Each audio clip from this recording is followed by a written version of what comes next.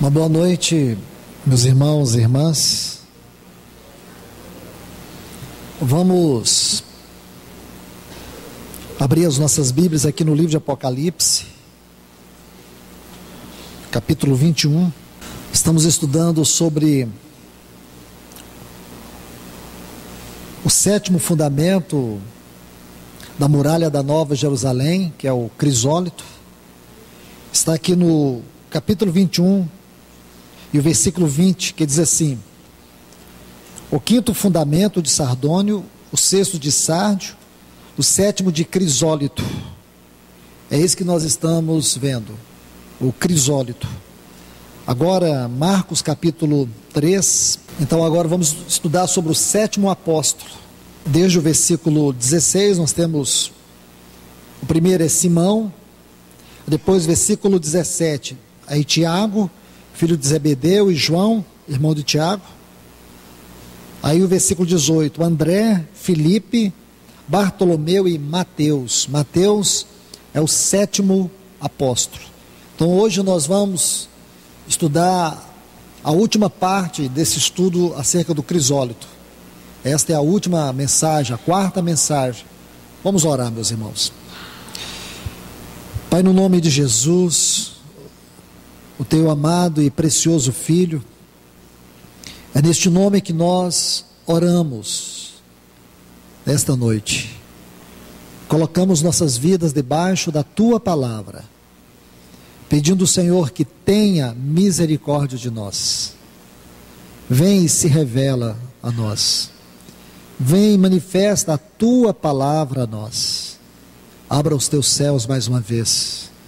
Derrama sobre este lugar a tua palavra.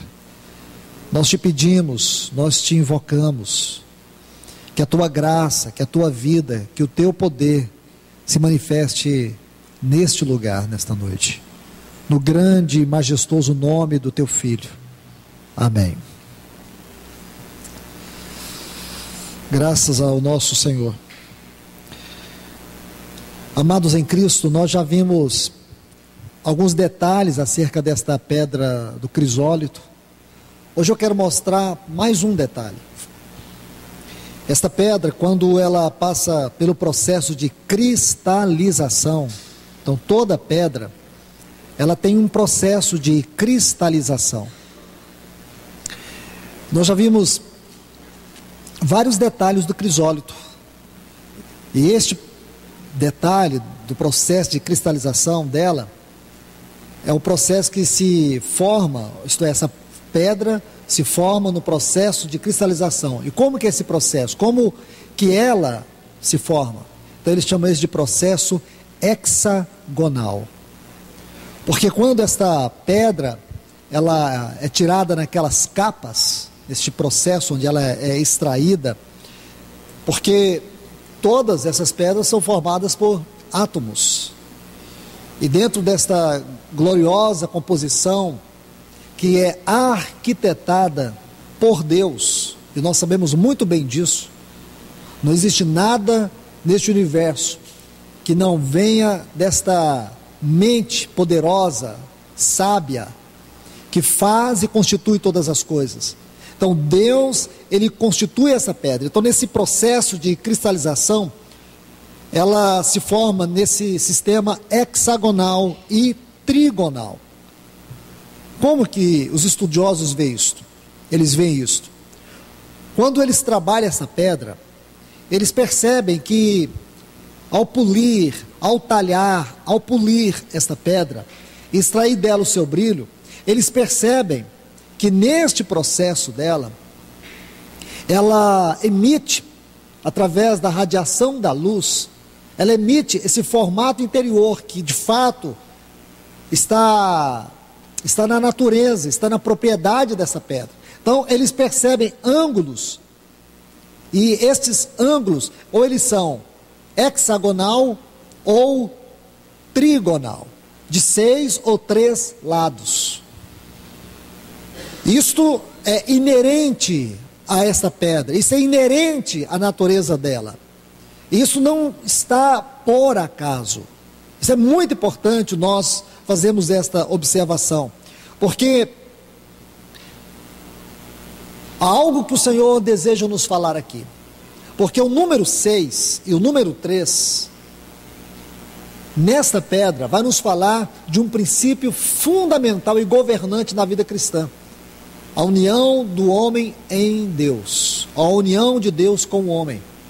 Porque na matemática de Deus, e aqui eu preciso colocar isso com muito cuidado para vocês, os números na Bíblia, eles não existem de forma aleatória. Preste bastante atenção, irmãos.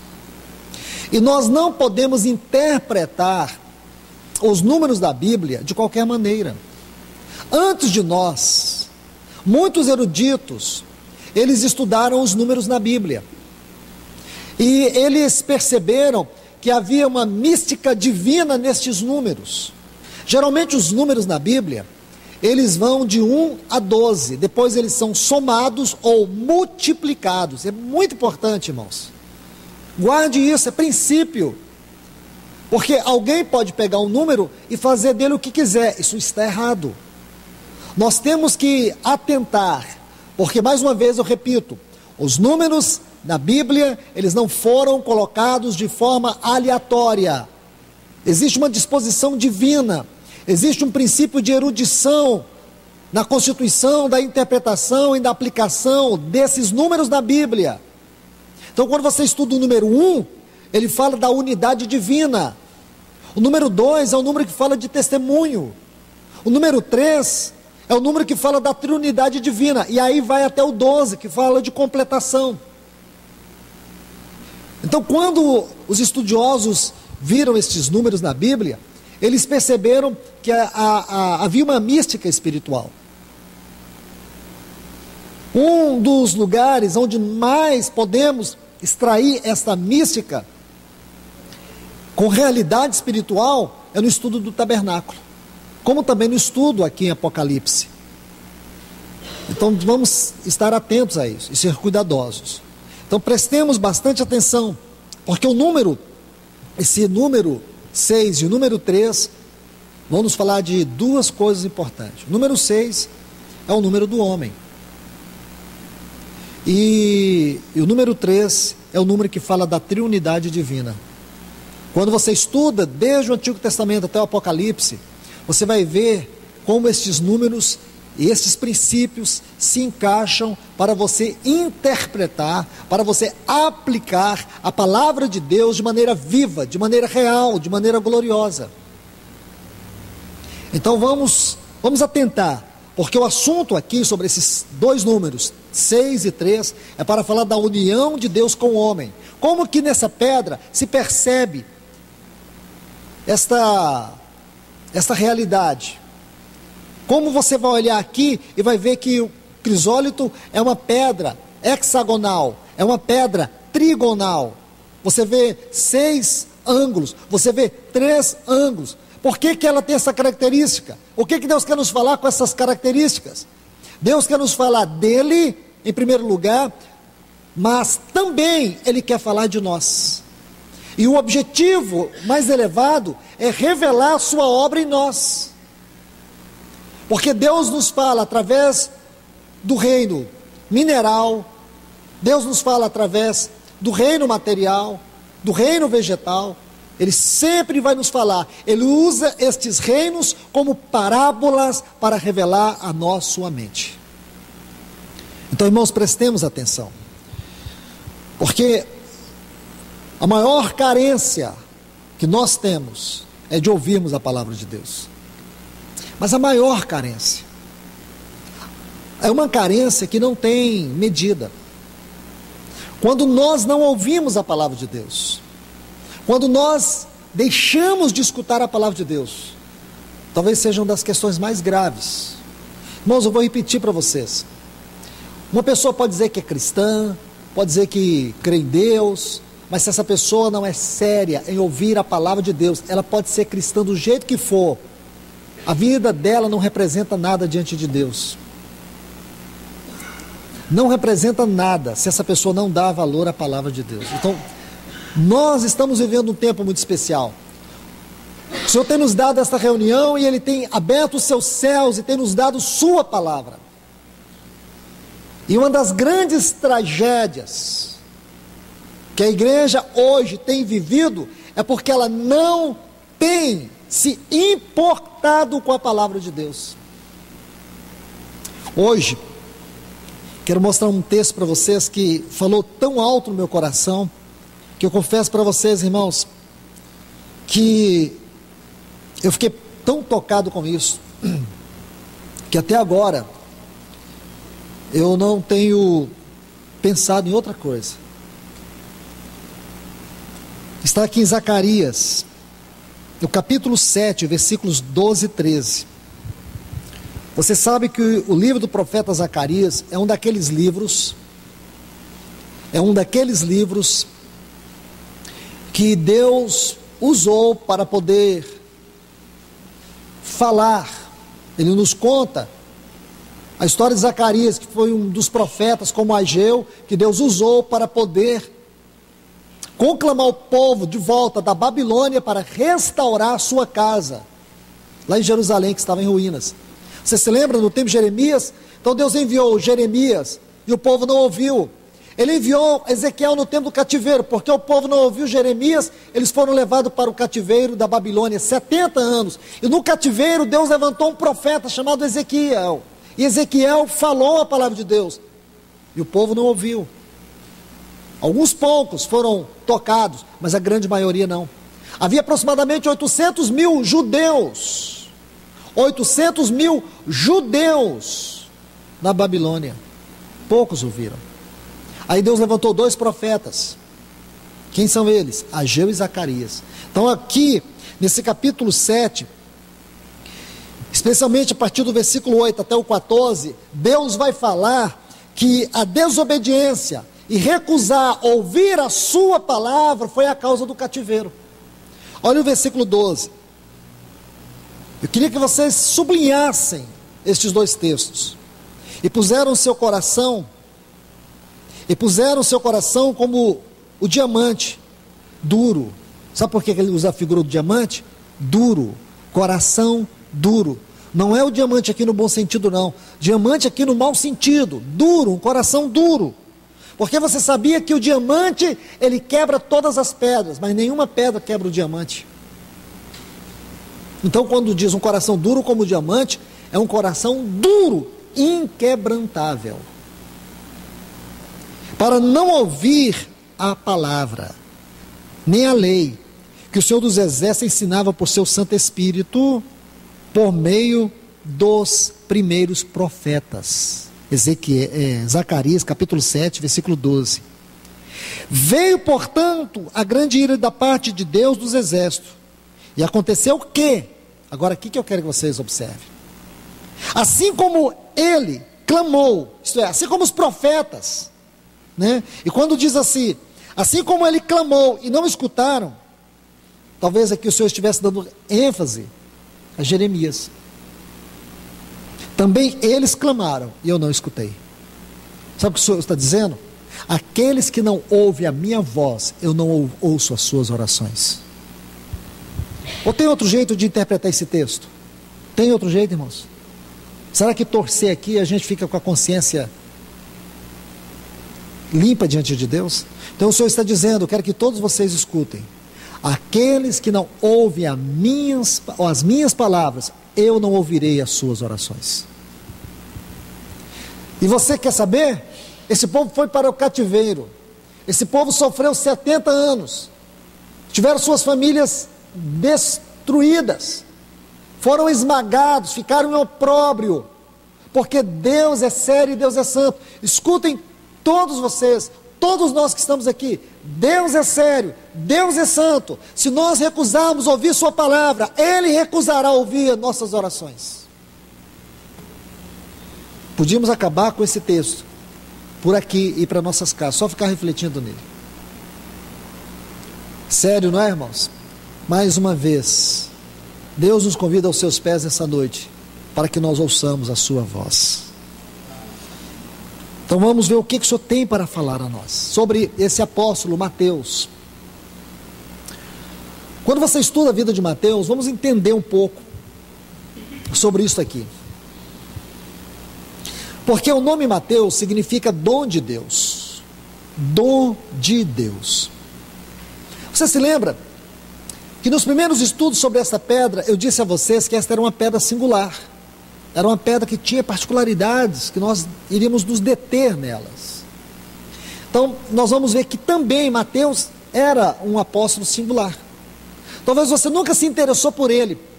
Como muitos de nós, às vezes, não nos interessamos muito por esses apóstolos que a gente chama assim, os apóstolos mais apagados. Como Mateus. Porque pouco a gente ouve falar do ministério dele. Mas quando você começa o evangelho, você tem que começar por ele. Mateus, dos apóstolos, talvez ele fosse o mais culto. Ele falava grego, hebraico e aramaico.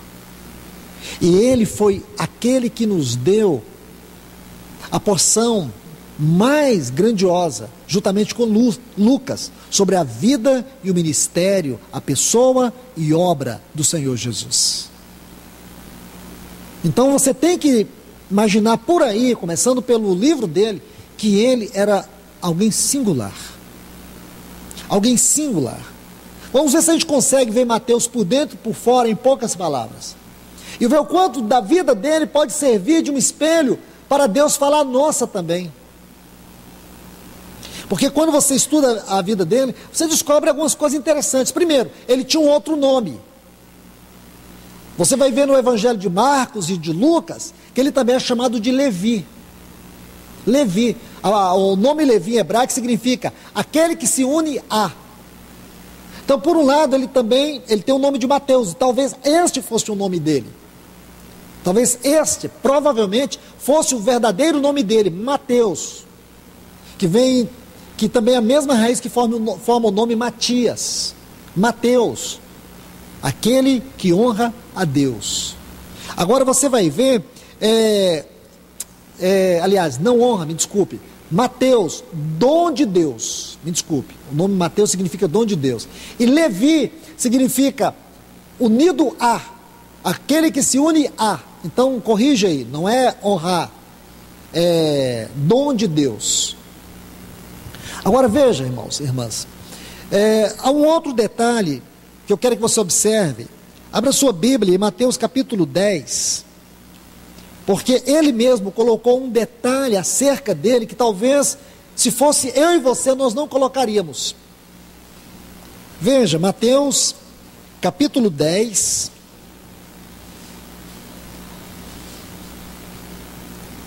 versículo 3. Ele está dando aquela genealogia dos 12. O versículo 3 do capítulo 10 de Mateus, ele diz assim: Filipe, Bartolomeu, Tomé e Mateus, olha essa frase, o publicano. Então, nós talvez não temos interesse por essa frase, mas ela é tão significativa, irmãos. Ela é muito significativa. Por isso que eu gostaria que você sublinhasse isto. Porque é ele mesmo que coloca Mateus, o publicano. Se você estudar a palavra de Deus, você vai ver, especialmente nos evangelhos, isso vai ficar bem claro, se possível, a gente vai ver esses textos. Você vai ver que o termo publicano, ele é pejorativo. Publicano é um termo pejorativo. Isso significava algo muito forte, irmãos. Mateus, o publicano, ele era um cobrador de impostos. E os judeus, eles tinham uma profunda diferença, rejeição aos publicanos. E você sabe que a Bíblia diz que Mateus, quando o Senhor Jesus chamou ele deu uma festa na casa dele. Ele era um homem muito rico. Mateus era um homem muito rico, porém era publicano. Quando você pesquisa sobre a vida dos publicanos naquele tempo, você vai ver que eles eram uma classe de pessoas rejeitadas. Eles não eram bem vistos. Eles eram conhecidos como pessoas corruptas. E o pior, não só isto, eles, embora fossem judeus, eles serviam ao imperador de Roma. Era a pior forma de traidores que os judeus tinham. Para o judeu, um publicano era comparado com uma prostituta. Para eles, a moral de um publicano era de uma prostituta para lá. Era algo muito sério. Então, esta frase aqui, colocada por Mateus, ela tem que saltar para o nosso coração, a gente perceber por que ele colocou isso. Ele está dizendo aqui, Mateus, o pior de todos.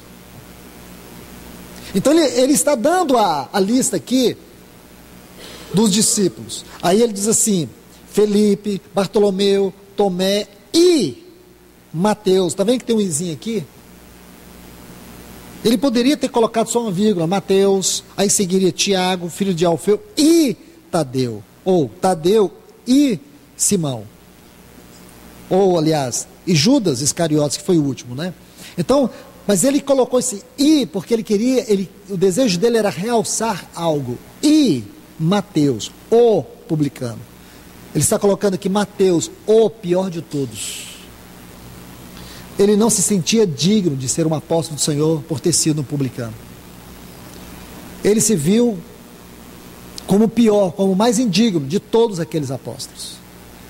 Embora muito rico, embora de uma grande capacidade intelectual, e dentro da sociedade dominante, dos políticos da época, ele era uma pessoa muito envolvida.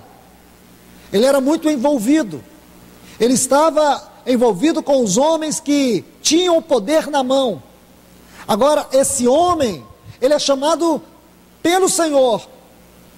E quando o Senhor o chamou, nós vamos ver esse detalhe. A Bíblia diz que ele deixou tudo. Mas, por favor, ainda quero mostrar algo para vocês. Vem comigo aqui no capítulo 18 de Mateus. Veja o versículo 17. Só para a gente ficar um pouco aqui nesse assunto do publicano.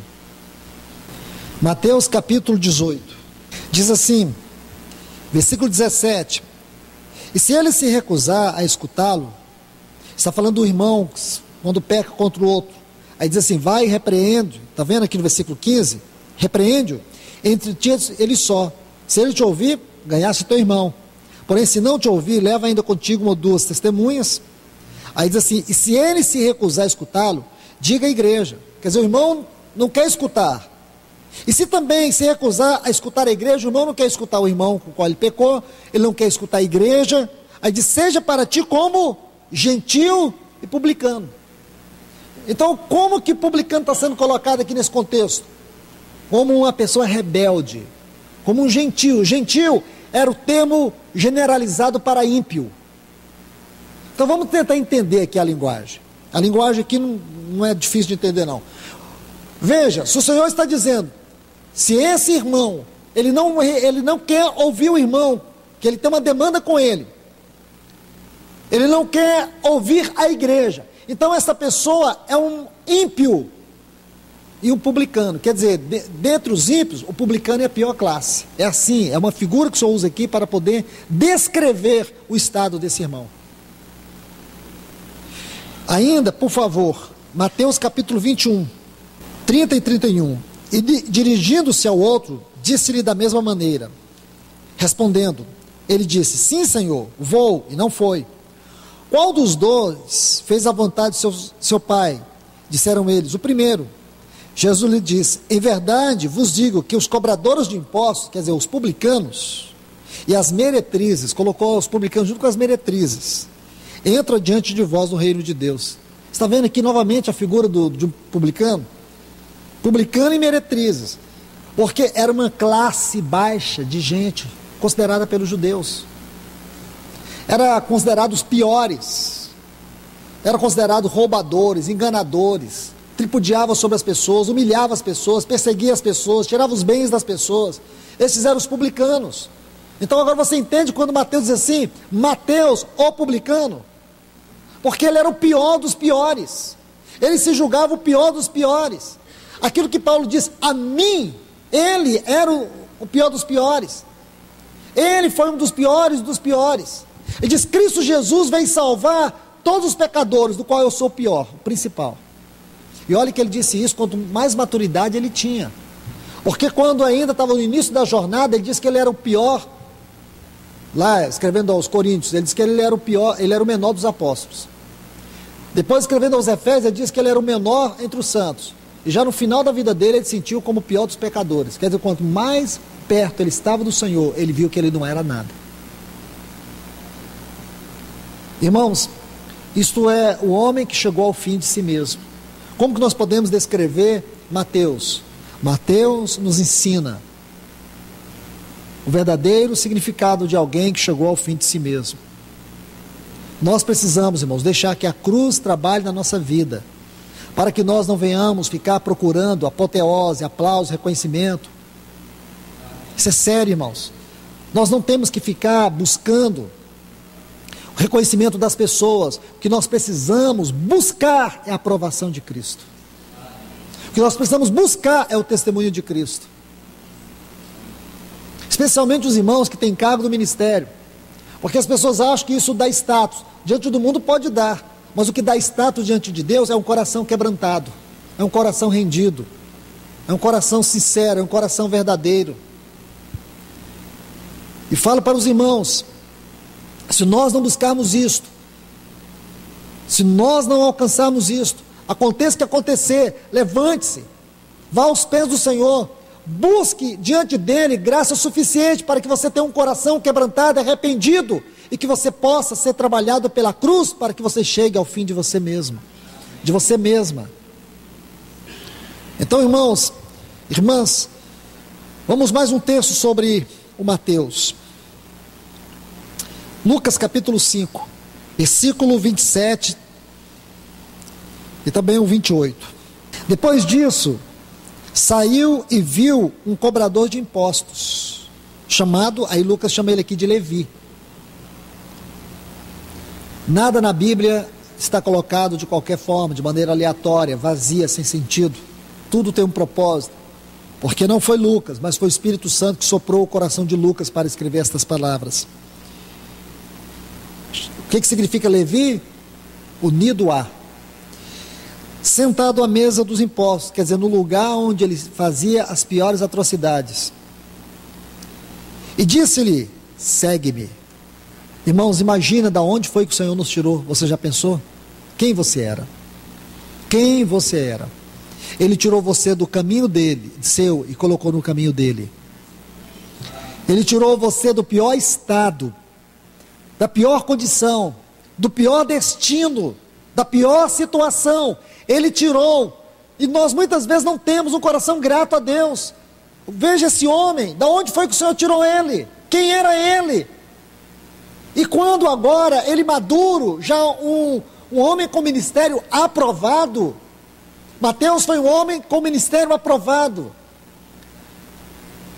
Não se sabe ao certo de que ele morreu. Alguns dizem que ele morreu queimado, outros dizem que ele morreu decapitado, outros dizem que ele morreu apedrejado. Bom, o certo é que ele morreu por causa do Senhor.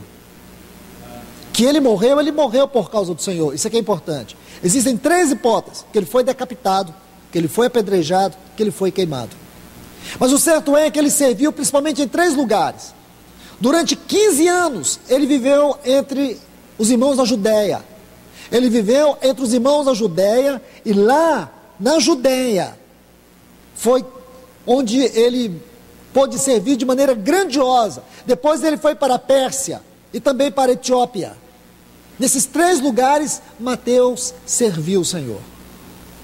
Agora, você vê esse homem maduro, que o Senhor tirou ele desta lama, da pior situação. Aí quando ele faz referência a ele, um homem já provado pelo Senhor, ele diz, eu, Mateus, o publicano. Isso ele nunca esqueceu de onde foi que o Senhor tirou ele. Mateus não foi aquele que, ele poderia ter colocado assim, Mateus, o escritor, Mateus, o evangelista, Mateus, o apóstolo aprovado. Ele diz Mateus, o publicano. Ele tinha um sinal na vida dele. Era o sinal de onde foi que o Senhor tirou. Nós estávamos mortos em delitos e pecados. A glória da nossa salvação não foi o fato de nós ter aceitado Jesus, não fomos nós que aceitamos Ele, foi Ele que nos escolheu, foi Ele que nos aceitou, foi Ele que colocou os seus olhos sobre nós, foi Ele que nos desejou, foi Ele que foi atrás de mim e de você, Ele entrou lá na sarjeta e Ele nos buscou para Ele, foi Ele, a glória é dele. Mateus ou publicano. Lindo isso, né, irmãos? E agora, veja isso, versículo 28, outra verdade preciosa sobre este homem. E deixando tudo, levantou-se e começou a segui-lo. Vamos prestar atenção nos detalhes.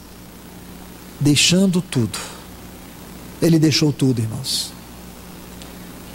Isso aqui é conversão. Não é essa conversão em degraus, onde a pessoa crê no Senhor e vai converter daqui 50 anos. Não é aquela coisa da pessoa, eu aceitei Jesus, mas vive a vida aos tropeções, aos barrancos.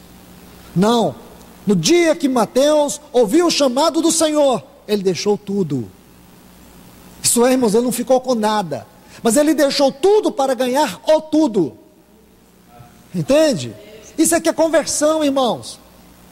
Hoje você vê irmãos aí com 20, 30 anos de caminhada, nem convertido é ainda.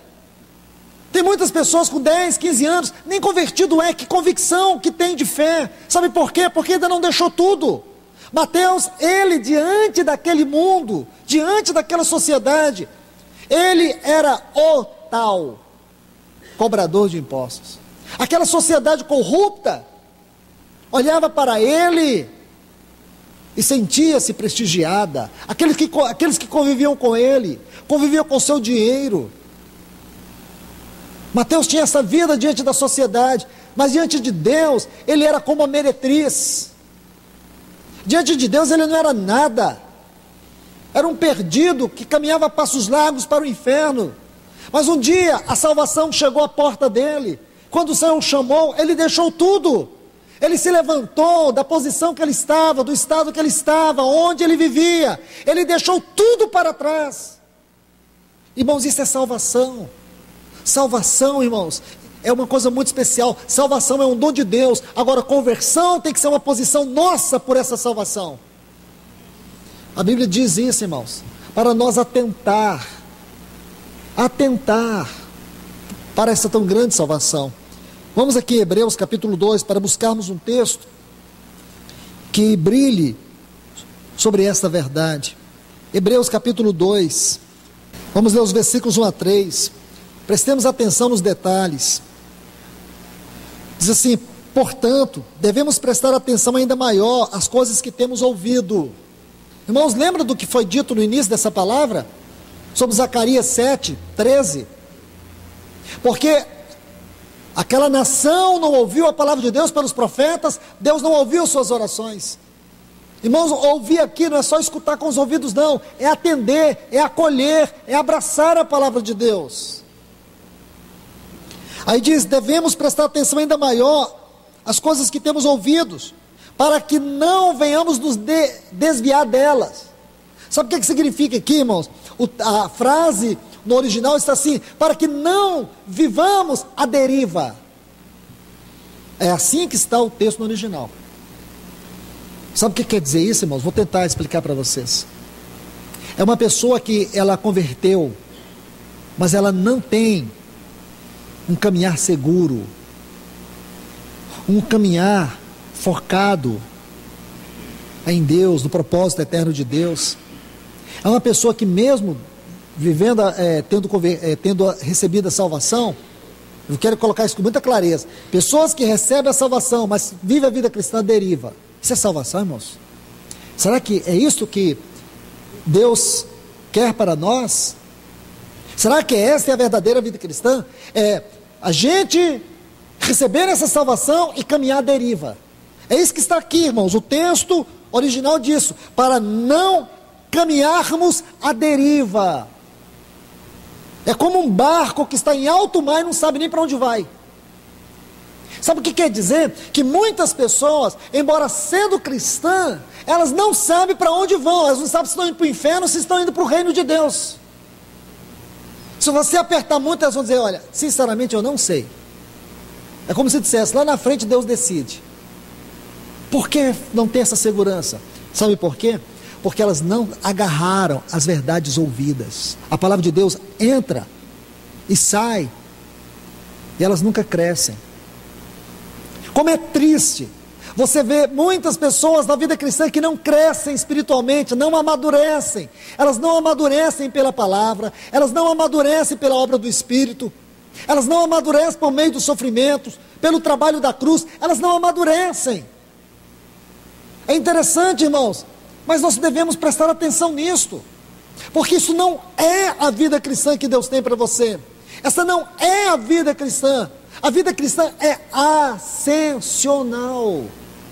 Paulo diz assim, irmãos, lá em Filipenses capítulo 3, a partir do versículo 12, quando ele diz que ele estava prosseguindo para o alvo, que ele estava indo conquistar aquilo para o qual ele foi conquistado em Cristo Jesus.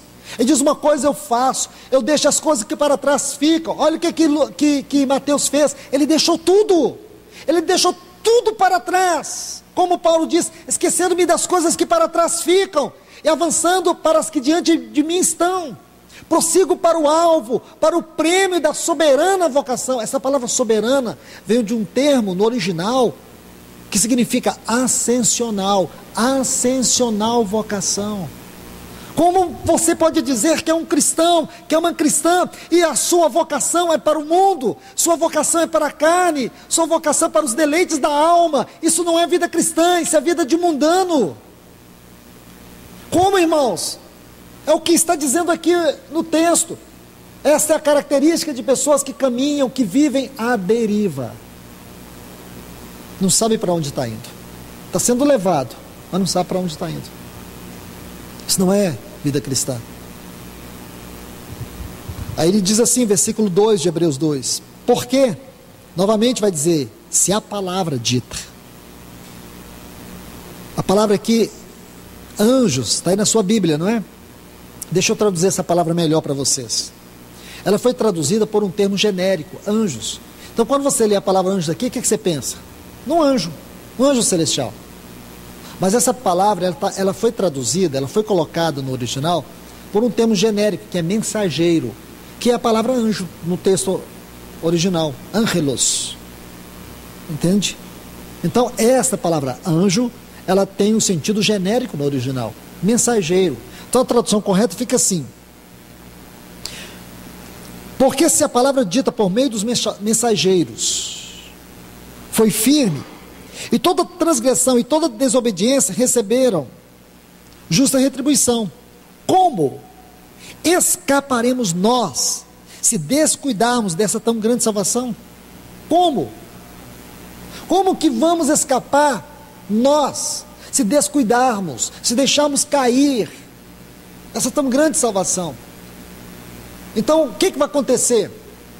Nós vamos receber a justa retribuição por não ouvir a palavra de Deus, e viveremos como um barco à deriva, sem saber para onde vai. Isso não é salvação. Salvação, ela é caracterizada por aqueles que deixaram tudo por causa do Senhor. E quero te falar com muita clareza. Você pode dizer assim, eu aceitei Jesus, eu até batizei. Você pode ter passado por todos os processos. Agora a grande pergunta é, você deixou tudo? Porque para te salvar, Ele deixou tudo.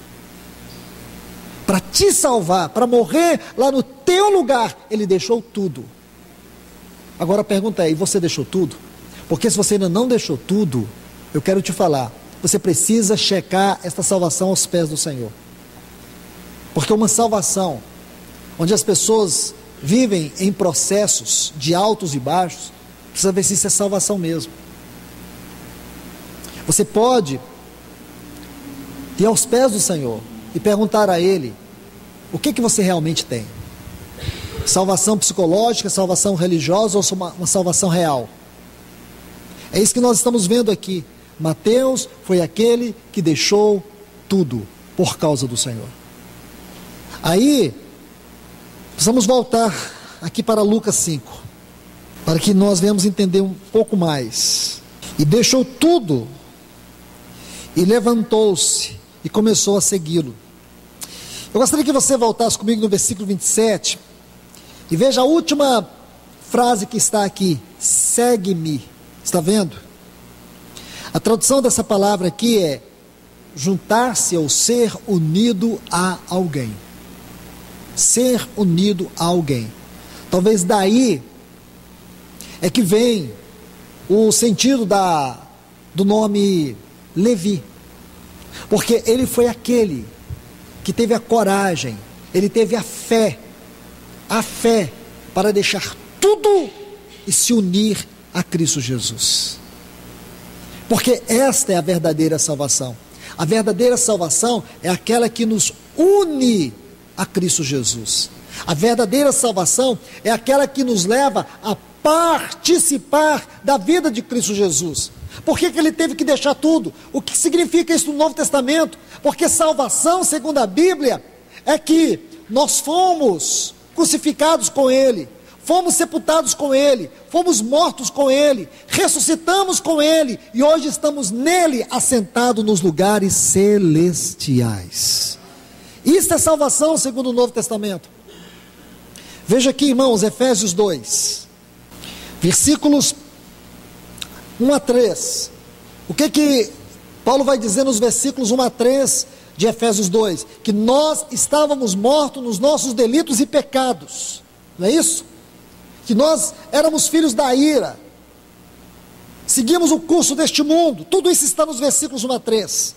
Agora veja: mas Deus, sendo rico em misericórdia, pelo seu grande amor com que nos amou, e estando nós mortos em nossos delitos e pecados, olha o que diz o versículo 5: deu-nos vida, olha essa frase, juntamente com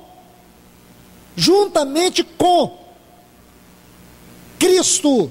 Está vendo essa palavra com aqui? Essa preposição com é uma preposição que denota um estado de união. Escute isso, essa preposição aqui com, juntamente com, está vendo? Denota um estado de união. Então Deus nos uniu juntamente com Cristo. Aí o que ele diz em seguida? Pela graça sois salvos. Então o que é salvação? É ser unido a Cristo Jesus. Irmãos, pensar que salvação é ter os nossos pecados perdoados. Salvação é fugir, é escapar do inferno. Isso é negativo, irmãos. O aspecto negativo da salvação é que os nossos pecados foram perdoados, que nós fomos livrados da condenação do inferno. Mas sabe qual que é o aspecto positivo da nossa salvação? É que fomos unidos a Cristo Jesus. Olha aqui, irmãos, Colossenses 3. Se pois fostes ressuscitados com Cristo, buscai as coisas do alto, onde Cristo está sentado à direita de Deus. Pensai nas coisas do alto, não nas da terra. Porque morrestes? Aqui que eu quero que você observe. Porque morrestes? O que significa este morrer aqui? Irmãos, deixa eu colocar um texto aqui para vocês entenderem. Só anote. Romanos capítulo 6, versículo 4. Fomos unidos a Ele na morte, pelo batismo. Então o que significa, irmãos? Que diante de Deus, nessa salvação, nós entramos no processo de morte. O que é esse processo de morte? Significa que quando você creu, quando você recebeu essa salvação, toda a sua vida velha de pecado, toda a sua vida velha de mundo, toda a sua vida velha de escravidão, de condenação, toda esta vida velha, ela entrou num processo de morte. Morte, significa que tudo isso ficou para trás. Aquelas águas do batismo não são símbolos, tem uma realidade espiritual. Quando você entrou no batismo, você entrou na morte, assim como Cristo entrou na morte por nós. Ele entrou por nós na morte. Nós então participamos dessa bênção quando entramos no batismo. E quando passamos pela água do batismo, nós apropriamos de todos os benefícios da morte de Cristo Jesus. significa que o mundo, significa que a carne, significa que o diabo, significa que todos os nossos pecados ficaram na morte. E quando ressuscitamos, olha o versículo 1 do capítulo 3, nós fomos ressuscitados com Cristo. Tudo que Ele alcançou nessa ressurreição, nós também alcançamos, porque fomos unidos a Ele. Glórias a Deus por isso, irmãos e irmãs. Glórias a Deus por isso. Agarre estas verdades. Então agora, a nossa vida é uma nova vida. Andamos em novidade de vida, não na vida velha. Então você não tem que trazer nada daquela velha vida para a vida cristã, porque tudo ficou para trás. Tudo ficou para trás. A figura mais triste disso, irmãos, está na peregrinação do povo de Israel pelo deserto. Quando em determinados lugares, onde eles estavam sendo provados por Deus, sabe o que eles faziam? Eles afrontavam Moisés. E eles diziam assim para Moisés: nós temos saudade dos pepinos do Egito. Eles pensavam ter saudade da comida do Egito. Eu pergunto para vocês, o que eles eram lá no Egito? Escravos. Você sabe o que é um escravo? Escravo, irmãos, era uma pessoa que só tinha um direito: não ter direito. Ele era um escravo. Ele trabalhava debaixo de chicotes, de opressão. Ele trabalhava, sua esposa trabalhava, seus filhos trabalhavam. Se ele era escravo, consequentemente todos seus filhos, sua esposa, todos eram escravos. Eles não tinham liberdade para nada. Viviam uma vida indigna. E sabe o que eles dizem? Que aquilo era bom. É como se você estivesse dizendo para Deus, quando você inconscientemente, ou até mesmo consciente, quando você renuncia essa tão grande salvação, quando você esquece de deixar tudo para trás, e você fica tentando colocar coisas do mundo, coisas da carne, dentro da sua vida cristã, como fez Abraão, misturando fé com carne, você vai gerar Ismael, você vai gerar morte, vai gerar tristeza. Irmãos, eu creio que muitos dos desgostos que nós temos na nossa vida, em muitas esferas, é fruto de nós misturarmos a nossa fé com carne, nossa fé com o mundo. É de não deixar tudo para trás. Lembra quando o Senhor Jesus Cristo abriu os olhos de Bartimeu? Diz que ele pegou aquela capa velha e deixou para trás, porque aquela capa era a capa da sua identificação, de um mendigo, de um escravo, de um homem que estava ali condenado, fadado à morte, ao desprezo, um homem miserável. Mas ele disse: Jesus, filho de Davi, tem compaixão de mim. O Senhor teve compaixão dele. O Senhor foi até ele, abriu seus olhos, e quando o Senhor abriu os olhos, ele jogou a capa para trás. Irmãos, muitas vezes nós pegamos a capa e trazemos para dentro da nossa vida cristã, a capa do nosso pecado, a capa do mundo. Não deixamos tudo para trás como Mateus, trazemos muitas coisas. Hoje, irmãos, falar disso no contexto evangélico chega a ser ridículo. Chega a ser ridículo. Porque antigamente havia uma linha que separava a igreja do mundo, hoje não tem mais. Essa linha nem existe mais. Hoje as pessoas não falam de pecado, falam de problema. É sério, mas essa é a grande tragédia. E nós precisamos, irmãos, entender que o evangelho continua sendo o evangelho. Há 2000 anos atrás, até hoje, ainda continua sendo o evangelho. Não vamos mudar, irmãos. Vamos continuar crendo que a tão grande salvação é esta que o Senhor está nos falando hoje. Se tem alguma coisa errada na minha vida, na tua vida, então que nós venhamos arrepender nessa noite, para que nós possamos seguir o Senhor de maneira digna. Não é seguir o Senhor com o pé no mundo, não é seguir o Senhor de qualquer jeito. Seguir o Senhor tem padrão. Seguir o Senhor tem padrão. Seguir o Senhor é permitir que Ele molde o nosso caráter, que Ele molde a nossa vida. Então, queridos, você vê aqui, fomos ressuscitados. Agora, nossa vida está escondida, está unida, tão unida, que ela está escondida dentro da vida de Cristo. Paulo diz assim em Gálatas 2:20, não vivo eu, Cristo vive em mim. Isso é vida cristã. Esta é a vida cristã, esta é a nossa salvação. E que Deus possa, irmãos, falar a todos nós sobre o que é salvação. Aqui em Mateus nós vemos salvação é descrito por um homem que, quando ouviu a voz do Senhor, deixou tudo. A pergunta que o Espírito Santo faz para mim e para você: o dia que você ouviu essa tão grande salvação, você deixou tudo? Você deixou tudo? Ou você tem uma sacola de coisas velhas que você trouxe do mundo, coisas que você não abre mão? Porque se você é assim, eu quero te falar que a sua vida cristã é como um barco à deriva. É um barco à deriva. E talvez hoje você saiba explicar para você mesmo porque as suas orações não são ouvidas. As suas orações não são ouvidas porque as palavras de Deus no seu coração não são recebidas. Que Deus fale a nós, irmãos. Senhor, nós te louvamos nessa noite. Mais uma vez, obrigado pela tua palavra, Senhor. Mais uma vez te damos graça. Mais uma vez nós nos rendemos a ti, Senhor, para dizer uma coisa: não somos merecedores da tua voz, Senhor, mas o Senhor fala por compaixão, o Senhor fala por amor, o Senhor fala por graça, o Senhor fala porque o Senhor está anelando por esta igreja, porque o Senhor quer esta igreja para ti, o Senhor quer estas vidas para ti, o Senhor quer que naquele dia nós cheguemos diante do Senhor de maneira irrepreensíveis. O Senhor quer uma igreja gloriosa, o Senhor quer uma noiva pura. Então, Senhor, fala a nós. Senhor, fala a minha vida, fala a vida dos meus irmãos e das minhas irmãs essa noite. Senhor, nós queremos abraçar a tua palavra com desespero no nosso coração. Como disse o salmista: eu escondi tua palavra no meu coração para não pecar contra ti.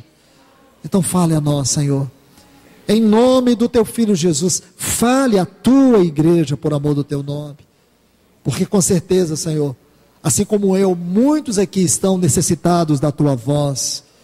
Queremos sentir a tua palavra sendo derramada no nosso coração como um bálsamo suave. Tua palavra sendo vertida em nosso coração como uma água que nos lava, como uma água que nos limpa, como uma água que nos purifica. Em nome do teu filho Jesus, aprofunda a tua palavra, aprofunda o teu trabalho, aprofunda o teu lavar. Porque eu estou precisando e sei que muitos aqui estão necessitados da tua voz. Aleluia, Senhor, porque tu falas ainda à tua igreja. Aleluia, porque muitos ainda estão sedentos pela tua voz. A tua voz que nos fala como bom pastor, a voz que nos guia, a voz que nos apacenta, a voz que nos guia às águas tranquilas, aos pastos verdejantes. Te louvamos mais uma vez, em nome do teu Filho amado Jesus. Amém, Senhor.